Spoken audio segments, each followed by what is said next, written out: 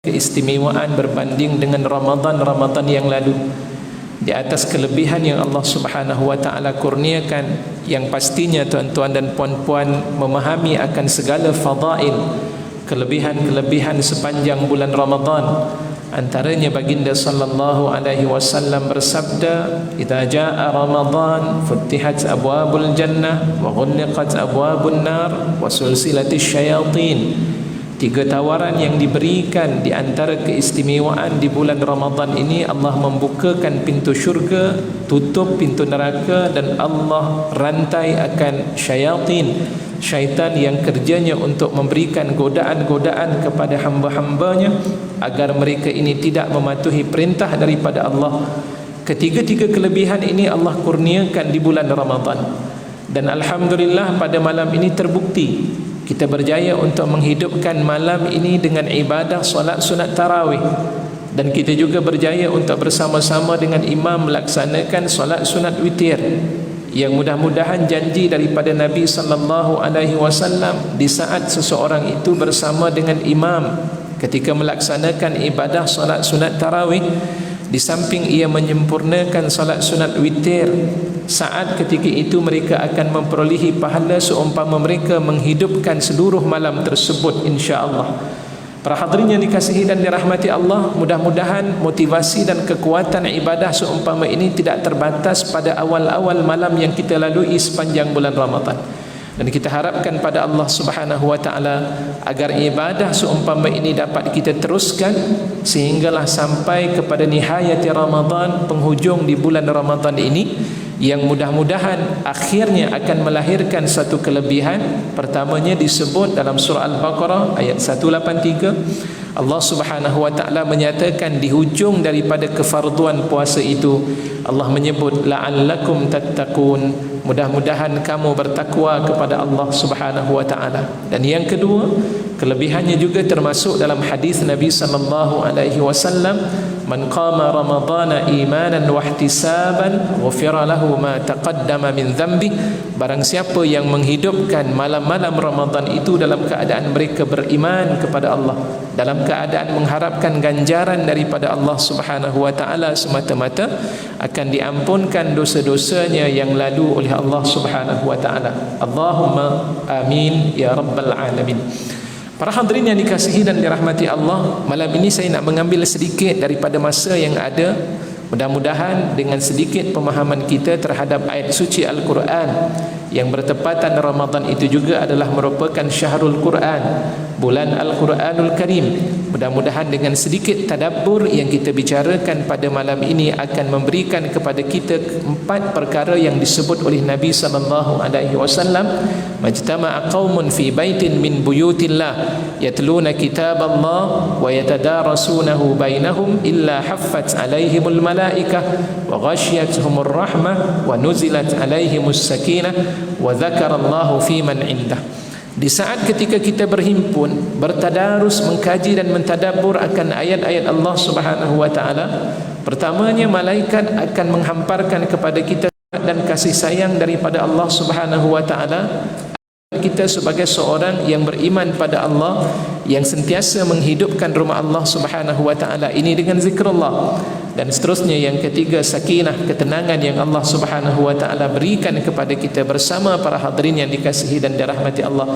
Serta keempat, seluruh daripada kita ini akan diambil berat oleh Allah dengan direkodkan akan nama-nama kita. Allah akan menyebut setiap daripada kita di sisi makhluk Allah yang hampir dengan Allah, iaitulah di sisi para malaikatullah. Subhanallah, kelebihan ini mudah-mudahan Allah kurniakan kepada kita bersama dengan sedikit pemahaman kita terhadap ayat-ayat suci Al-Quranul Karim. Perkara yang akan kita bicarakan, tuan-tuan, para hadirin dan hadirat yang dikasihi dan dirahmati oleh Allah Subhanahu wa taala, iaitulah perkara yang berkaitan tentang ibadur Rahman yang disebut oleh Allah Subhanahu wa taala di dalam surah Al-Furqan. Pada ayat yang disebut oleh Allah Subhanahu wa taala daripada ayat ke-63 sehinggalah sampai kepada ayat 77 oleh Allah Subhanahu wa taala di dalam surah tersebut. Antara lain Allah Subhanahu wa taala menyatakan Dalam ayat yang ke-63 dalam surah Al-Furqan, a'udzu billahi minasyaitonir rajim. Bismillahirrahmanirrahim. Wa ibadur rahmanil ladzina yamshuna 'alal ardi hauna wa idza khatabahumul jahiluna qalu salama. Title yang Allah nyatakan di dalam ayat ini, Allah menyebut iaitulah kalimah ibadir rahman. Apa yang dimaksudkan dengan ibadir rahman? Ibad itu adalah merupakan kalimah jamak ataupun plural daripada kalimah abdun, yang memberikan maksud hamba-hamba. Ar-Rahman salah satu di antara sifat Allah Subhanahu wa taala, Allah sandarkan kepada ibad tersebut. Dengan erti kata suatu title yang begitu dimuliakan oleh Allah Subhanahu wa taala kepada mereka yang berjaya untuk memiliki sifat-sifat tersebut. Apa sifat yang Allah Subhanahu wa taala berikan? Disebut di dalam ayat surah Al-Furqan ayat 63, yang pertamanya Allah menyatakan ciri ibadir rahman ini, alladzina yamshuna 'alal ardi hauna, mereka yang berjalan di muka bumi ini dalam keadaan hauna, dalam keadaan hina. Apa maksud daripada perkataan hina ini yang kadang-kadang disalah tafsirkan oleh mereka yang membaca akan ayat tersebut? Dan sebab itu berlaku di kalangan para sahabat radhiyallahu anhum ajmain di saat khalifah yang kedua Sayyidina Umar Al-Khattab radhiyallahu anhu. Ketika itu melihat di kalangan mereka yang tunduk ketika berjalan, tidak memandang kiri, tidak memandang kanan, pandangannya semuanya ditumpukan pada laluan yang dilalui ketika itu. Sehingga ketika itu Sayyidina Umar pun berkata kepada mereka, "A anta marid?" Apakah kamu ini berada dalam keadaan sakit?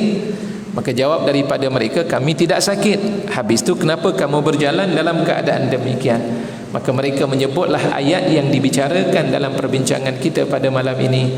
Sayyidina Umar Al-Khattab menyatakan, bukan itu yang dimaksudkan daripada ayat tersebut dalam keadaan hina ketika berjalan, tapi yang dimaksudkan hina di dalam ayat ini, hauna, yang Allah Subhanahu wa taala nyatakan di dalam ayat ini, iaitulah jangan berjalan dalam keadaan sombong di muka bumi Allah Subhanahu wa taala.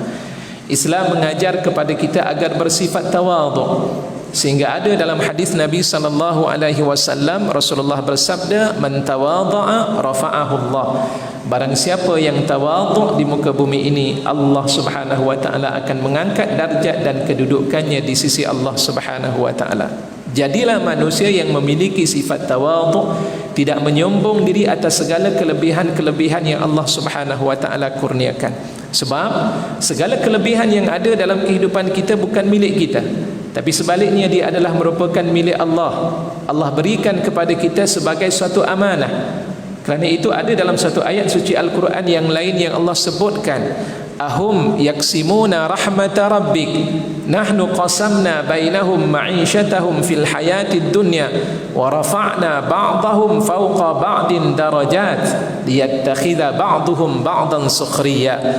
Pada ayat itu Allah Subhanahu wa taala menyebutkan, apakah mereka yang membahagi-bahagikan akan rahmat Allah, yang bermaksud rezeki Allah ini yang mengagihkan, apakah manusia yang mengagihkannya? Lantas Allah menjawab dalam ayat berikutnya, nahnu qasamna bainahum, kamilah sebenarnya yang mengagih-agihkan pemberian segala bentuk rezeki-rezeki dalam kehidupan manusia itu. Wa rafa'na ba'dahum fawqa ba'din darajat, dan kamilah yang mengangkat sebahagian daripada manusia itu ke atas sebahagian yang lain dengan beberapa tingkatan-tingkatan, jawatan-jawatan dan darjat-darjat yang berbeza-beza. Bermakna dalam hidup kita yang menjadikan seseorang itu kaya adalah Allah, dan yang menjadikan seseorang itu miskin juga adalah Allah Subhanahu wa taala. Dan Allah mengatakan, kenapa Allah jadikan hal yang sedemikian rupa? Liyattakhidha ba'duhum ba'dan sukhriya, agar sebahagian daripada mereka itu dapat mengambil hikmat pada sebahagian yang lain. Kerana kalaulah sekiranya kedudukan manusia ini tidak ada beza dalam hidup, semuanya kaya belaka, maka tidak akan berlakulah suatu suasana yang seimbang dalam muka bumi Allah Subhanahu wa taala. Tidak akan ada pekerja kerana masing-masing menganggap diri mereka adalah ketua. Akhirnya tidaklah berlaku seperti mana yang berlaku pada malam ini. Ada di sana beberapa tugasan-tugasan yang diberikan, dan masing-masing menjalankan tugasan-tugasan mengikut amanah yang telah pun diberikan. Para hadirin yang dikasihi dan dirahmati Allah, ingatan daripada Allah, kalau nak menjadi ibadah Rahman, jangan kita sombong di muka bumi Allah Subhanahu wa taala.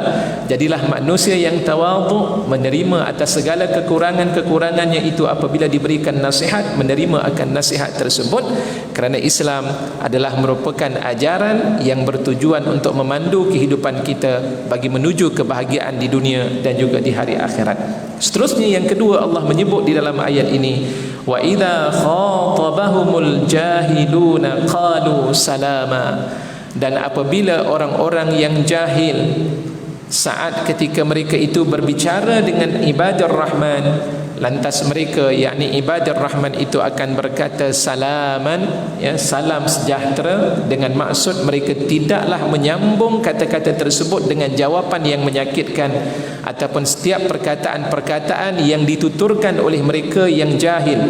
Allah menggunakan bahasa yang jahil. Apa maksud jahil ini? Mereka yang tidak memiliki ilmu, ataupun mereka yang memiliki ilmu, ada panduan dan maklumat tersebut, tetapi tidak mahu untuk mengamalkan ilmu tersebut. Lantas pada saat yang serupa, pada saat ketika itu mereka mencaci dan memaki golongan manusia yang beriman pada Allah Subhanahu wa taala. Jadi pada ayat ini Allah mengatakan, di saat ketika seseorang yang disebut dengan nama ibadah Rahman diperbodohkan dalam hidupnya, dipermain-mainkan dalam kehidupannya, dicaci dan dimaki, maka saat ketika itu dia tidak membalas makian tersebut itu dengan makian. Subhanallah. Inilah yang diajar di dalam Islam. Ucapan orang yang beriman itu begitu bernilai dalam hidup mereka. Kenapa? Sebab setiap ucapan-ucapan yang keluar daripada mulut kita itu adalah merupakan sesuatu, sama ada dia boleh bertukar menjadi ubat ataupun dia boleh bertukar menjadi racun. Saat ketika kita mengucapkan kalimah-kalimah yang kotor daripada mulut kita, maka ketika itu akan melahirkan hati yang tidak bersih. Dan apabila hati kita berada dalam keadaan tidak bersih, itu akan mengakibatkan kepayahan kita dalam menjalankan dan melaksanakan amalan-amalan dan ibadah kita di hadapan Allah Subhanahu wa taala. Kerana itu ada dalam hadis Nabi sallallahu alaihi wasallam, Rasulullah menyatakan, "Man kana yu'minu billahi wal yaumil akhir falyakul khaira aw liyasmut." Barang siapa yang beriman dengan Allah dan hari akhirat, maka hendaklah dia berkata dengan perkataan-perkataan yang baik. Jika tidak mampu untuk berkata dengan perkataan yang baik, diam itu adalah lebih baik bagi diri orang yang beriman kepada Allah Subhanahu wa taala. Yang kedua, dalam hadis Nabi sallallahu alaihi wasallam, Rasulullah mengatakan bagaimana kita nak menjadikan amalan kita ini maintain, amalan kita ini istiqamah, berterusan. Itu juga bermula daripada ucapan daripada lidah kita. La yastaqimu imanu 'abdin hatta yastaqima qalbuhu wa la yastaqimu qalbuhu hatta yastaqima lisanuhu. Tidak akan menjadi istiqamah iman seseorang hamba itu melainkan apabila mereka berjaya untuk membentuk hatinya istiqamah kepada Allah. Dan hati yang ada dalam diri manusia yang beriman itu tidak akan kekal berada dalam keadaan imannya berkekalan, melainkan apabila lidahnya berjaya untuk diistiqamahkan. Maknanya daripada lidah itulah yang dapat membersihkan hati. Kita banyak beristighfar kepada Allah, maka hati akan semakin kukuh dekat dengan Allah Subhanahu wa taala. Sehingga kan Allah menyebut antaranya dalam surah Ibrahim sebagai contoh. Allah menyebut di dalam Al-Quranul Karim, yuthabbitullahu alladhina amanu bilqawli tsabiti fil hayatid dunya wa fil akhirah. Allah Subhanahu wa taala akan memberikan tetap pendirian terhadap orang-orang yang beriman bilqawli tsabit, dengan kata-kata yang kekal, kata-kata yang sabit, kata-kata yang tetap, di mana mereka akan menjadi manusia yang kekal pendiriannya itu semasa hidup di dunia maupun di hari akhirat. Kata daripada Sayyidina Abdullah ibn Abbas radhiyallahu anhuma, qaul sabit dalam ayat tersebut itu adalah merujuk kepada qaul la ilaha illallah, ucapan kalimah la ilaha illallah yang seringkali dituturkan oleh seseorang hamba yang beriman kepada Allah. Maka itulah akan menjadikan kekalnya iman seseorang dan akhirnya menjadikan ia tetap pendirian sehinggalah saat ketika bertemu dengan Allah Subhanahu wa taala. Justru jaga kata-kata dan mulut kita, apatah lagi di saat dicaci dan juga dimaki, pada saat ketika itu balaslah kepada mereka ini dengan kebaikan demi kebaikan. Yang pertama, sama ada tidak mampu untuk menahan kemarahan di saat ketika dicaci, kita meninggalkan mereka. Itulah yang dimaksudkan dengan salama, ataupun mengucap dengan perkataan-perkataan yang baik yang kita tuturkan kepada mereka. Ya, mudah-mudahan dengan ucapan baik, dengan kita berdoa mendoakan mereka kepada kebaikan, mudah-mudahan dengan doa tersebut akan mengubah kehidupan mereka menjadi manusia yang baik. Dan akhirnya apabila mereka berubah menjadi manusia yang baik dengan sebab doa daripada kita, kita juga akan mendapat kebaikan-kebaikan daripada apapun kebaikan yang dilakukan oleh mereka, dikarenakan oleh doa yang kita pohon pada Allah Subhanahu wa taala. Inilah yang kita harap, seperti mana yang disebut oleh Nabi sallallahu alaihi wasallam, man sanna sunnatan hasanatan falahu ajruha wa ajru man amila biha la yanqus min ujurihim syai'a.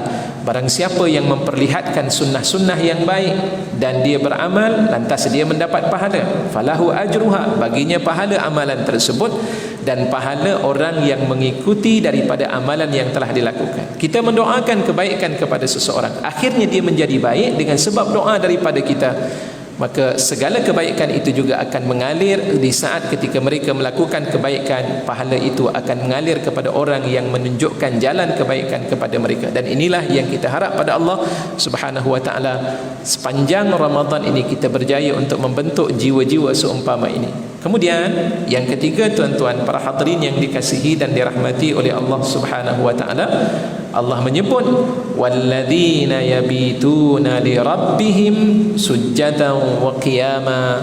Di dalam ayat yang ke-64, mereka yang bangkit bertemu dengan Allah di waktu malam, yabit, bermalamnya dengan menunaikan solat di hadapan Allah Subhanahu wa taala, sujud dan qiyam.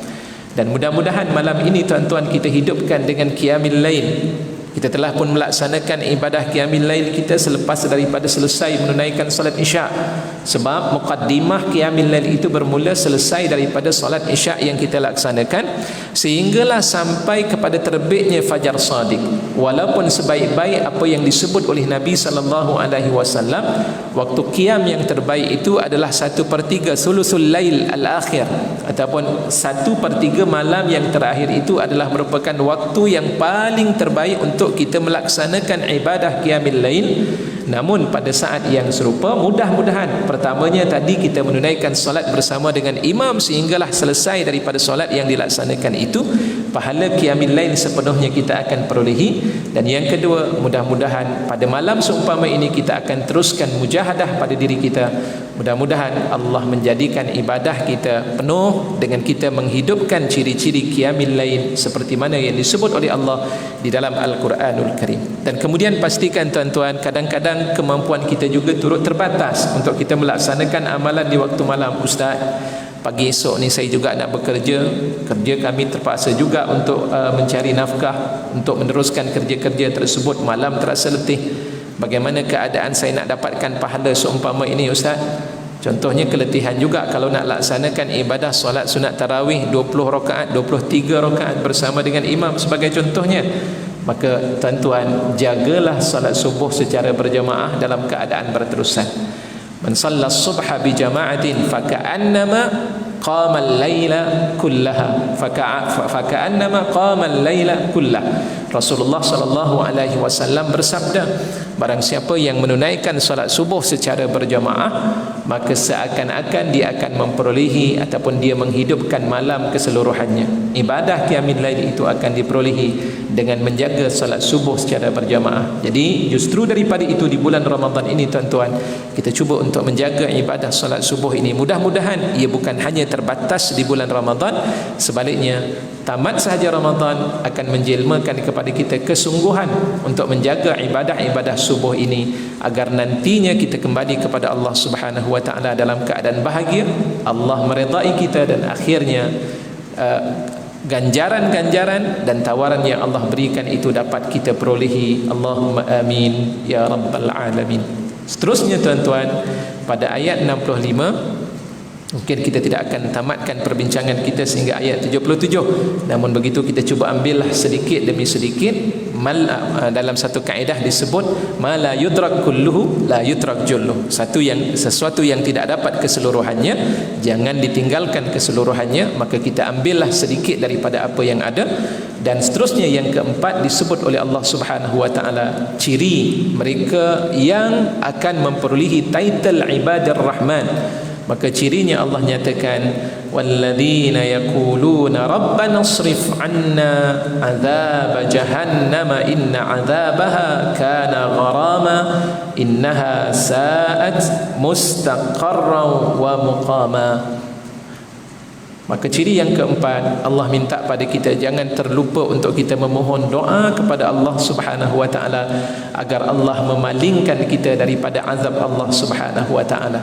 Ai innahum yakhafuna azab jahannam wa yas'aluna Allah an yusrifahu anhum, iaitu kelompok manusia yang takut tentang azab neraka jahannam dan mereka meminta pada Allah agar Allah Subhanahu wa taala memalingkan mereka daripada terkena akan azab Allah Subhanahu wa taala. Tuan-tuan, timbulkan perasaan takut dalam hidup kita.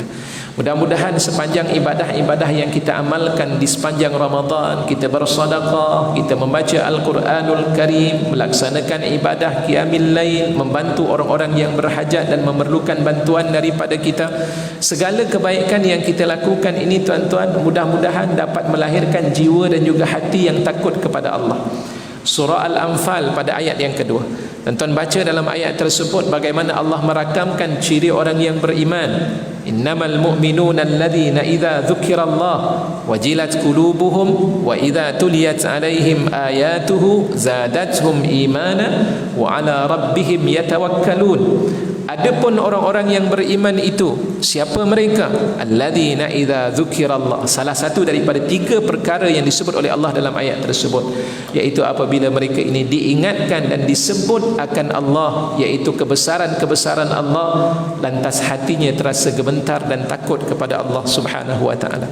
Melihat sahaja tanda-tanda kebesaran Allah, maka akan melahirkan rasa takut, jiwa yang takut kepada Allah. Ini kita nak lahirkan dalam diri kita. Kenapa? Apabila timbul perasaan takut dalam diri kita, maka akan melahirkan kepada kita usaha untuk mengelakkan dosa dalam kehidupan.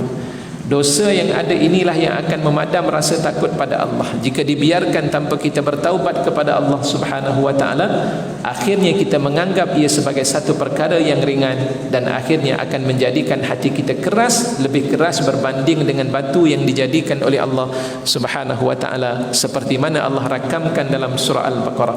Dan sebab itu kata daripada Rasulullah sallallahu alaihi wasallam, Rasulullah pernah memberikan nasihat kepada Sayyidatina Aisyah radhiyallahu anha, ummul mukminin. Waktu itu disebut, ya Aisyah, wahai Sayyidatina Aisyah, iyyaka wa muhakkiratiz dzunub, iyyaki wa muhakkiratiz dzunub. Jauhilah kamu dosa-dosa yang kamu anggap ia sebagai satu perkara yang kecil, kerana nantinya dosa-dosa seumpama ini dia akan menuntut kepada Allah Subhanahu wa taala untuk mencari orang-orang yang telah melakukan dosa tersebut. Sebab itu Rasulullah menyatakan demikian. Kenapa? Berhati-hati, jangan sampai kita menganggap dosa yang kecil tak apalah, sedikit dalam hidup kita. Kenapa? Akhirnya akan menyebabkan dosa itu semakin banyak dan dia akan bertukar menjadi dosa yang besar. Dan kerana itu kata Sayyidina Abdullah ibn Abbas radhiyallahu anhuma, beliau mengatakan la saghirata ma'al israr wala kabirata ma'al istighfar. Tidak akan dianggap dosa yang kecil itu kalau dilakukan dalam keadaan berterusan. Tak akan wujud dosa yang kecil jika sekiranya ia dilakukan dalam keadaan berterusan. Maksudnya apa? Apabila dosa yang kecil kita anggap tidak mengapa dalam hidup kita dan tidak dibatasi akan dosa yang dilakukan ketika itu, dia akan bertukar menjadi dosa yang besar. Dan dosa yang besar itu akan menghilang, wala kabirata ma'al istighfar. Dan tidak akan wujud dosa yang besar itu jika diiringi dengan pengampunan pada Allah, beristighfar kepada Allah Subhanahu wa taala. Justru lahir dan pentingnya rasa takut kita kepada Allah Subhanahu wa taala, itulah yang akan membina jati diri dalam diri kita, akhirnya menimbulkan rasa takutnya kita kepada Allah, dan kita akan berusaha untuk menambahkan lagi ibadah-ibadah dan amalan-amalan dalam kehidupan kita. Itu yang pertama. Dan yang kedua, pentingnya doa dalam kehidupan kita. Jangan lokek kita untuk berdoa kepada Allah Subhanahu wa taala. Mintalah kepada Allah. Surah Al-Baqarah ayat 183 sehingga ayat 186, di bawah itu tuan-tuan baca di bawah sekali. Ceritanya tentang bab puasa, tapi diiringi dalam cerita bab puasa itu di bawah Allah mengatakan, wa idza sa'alaka ibadi anni fa inni qarib. Apabila hamba-hamba aku itu meminta kepada aku akan berada hampir dengan mereka. Ya. Dan Allah akan mengistijabahkan, ujibu da'watad da'i idza da'an falyastajibuli wal yu'minu bi la'allahum yarshudun. Pada ayat itu Allah mengatakan, aku akan mengkabulkan mana-mana orang yang berdoa kepada aku, permohonan mereka itu akan dikabulkan. Maka sebab itulah sentiasa kita memohon doa kepada Allah Subhanahu wa taala. Semakin banyak kita berdoa kepada Allah, semakin hampirnya Allah Subhanahu wa taala kepada kita. Semakin kita tidak berdoa kepada Allah, semakin bencinya Allah Subhanahu wa taala kepada kita. Man lam yas'alillah yaghdab alaihi. Barang siapa yang tidak meminta-minta pada Allah, maka Allah akan benci dan Allah tidak akan menyukai hamba seumpama ini. Kerana itu mintalah pada Allah. Dan di antara doa yang diajar pada kita agar kita berdoa pada Allah supaya Allah menjauhkan kita daripada azab api neraka Allah Subhanahu wa taala, sama ada dengan mengamalkan doa yang disebut dalam surah Al-Furqan ini, ataupun dengan kita meminta pada Allah dengan pelbagai bentuk doa. Allahumma khtim lana bi husnil khatimah wa la takhtim alaina bi su'il khatimah. Ya Allah, kau akhirilah akan diri kami ini dengan sebaik-baik penutup. Ya Allah, jangan kau akhiri penghidupan ataupun pengakhiran kami ini dengan su'il khatimah, dengan seburuk-buruk penutup. Ya Allah, kita minta Allah mengakhirkan kehidupan kita ini di penghujungnya dengan kebaikan-kebaikan dan keredaan daripada Allah Subhanahu wa taala. Mudah-mudahan tuan-tuan, dengan doa ini yang seringkali kita minta pada Allah, Allah menjelmakan jawapan dan akhirnya melayakkan kita untuk menerima nikmat yang berkekalan, iaitulah syurga daripada Allah Subhanahu wa taala. Mudah-mudahan tuan-tuan, sedikit daripada bicara kita pada malam ini akan memberikan kebaikan kepada kita bersama. Dan doalah selalu kepada Allah agar Allah terus membantu diri kita seperti mana doa yang diajar oleh Nabi SAW kepada Sayyidina Muaz ibn Jabal. Setiap kali selesai daripada salat, jangan terlupa untuk memohon doa, Allahumma a'inni ala zikrika wa syukrika wa husni ibadatik. Ya Allah, ya Tuhanku, bantulah aku agar aku dapat sentiasa mengingatimu. Ya Allah, bantulah aku agar sentiasa bersyukur atas segala nikmat-nikmat dan pemberian yang kau berikan kepadaku. Ya Allah, bantulah aku agar dapat melaksanakan ibadah itu dalam keadaan terbaik, wahai Allah Subhanahu wa taala. Dan mudah-mudahan juga dengan doa ini juga akan membantu diri kita dapat melaksanakan ibadah dalam kehidupan ini, insya-Allah. Saya kira sekadar ini yang dapat untuk saya sampaikan. Mohon maaf atas bicara-bicara yang mungkin tersalah kata, yang mungkin mengguris jiwa tuan-tuan dan puan-puan sekalian. Yang baik itu datang daripada Allah Subhanahu wa taala. Al-haqqu min rabbik fala takunanna minal mumtarin. Aqulu qawli hadha wa astaghfirullahal azim li wa lakum. Wabillahi at-taufiq wal hidayah. Wassalamu alaikum warahmatullahi wabarakatuh. أعوذ بالله من الشيطان الرجيم. بسم الله الرحمن الرحيم. الحمد لله رب العالمين، والصلاة والسلام على أشرف الأنبياء والمرسلين وعلى آله وصحبه أجمعين. اللهم اجعل جمعنا هذا جمعا مرحوما، وتفرقنا من بعده تفرقا مباركا معصوما، ولا تجعل فينا شكيا ولا مترودا ولا محروما برحمتك يا أرحم الراحمين. اللهم انفعنا بما علمتنا وعلمنا ما ينفعنا وزدنا علما. اللهم إنا نسألك رضاك والجنة ونعوذ بك من سخطك والنار. اللهم إنك عفو تحب العفو فاعف عنا وعن والدينا وعن جميع المسلمين والمسلمات برحمتك يا أرحم الراحمين.